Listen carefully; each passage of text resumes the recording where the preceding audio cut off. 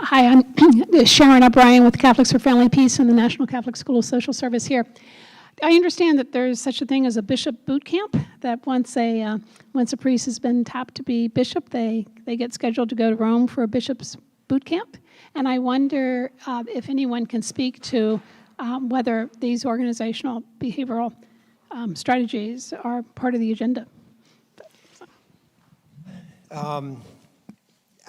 Not knowing what's actually in that boot camp makes that hard to answer. I mean, sort of on the surface, it would seem wonderful. That gets to some of the socialization, the training, the kinds of backgrounds. I guess even sort of antecedent to that, I'm just curious about the whole selection process of bishops. It seems to be that if you go out to the USCCB website, there's actually a little section on how bishops are selected, right? And it seems like there's an awful lot of an emphasis on personal recommendations.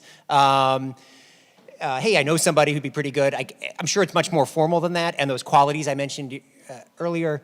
I just wonder, as part of that boot camp, or even the reality, priests are so young and they're put into leadership roles. Are they getting any kind of that leadership training? I mean, as much as I talked to a young seminarian recently, and I talked to a vocations director at a diocese, and both said, yeah, a lot of the young guys, you know, and as a young guy, said the seminarian, like, I really want to be a priest.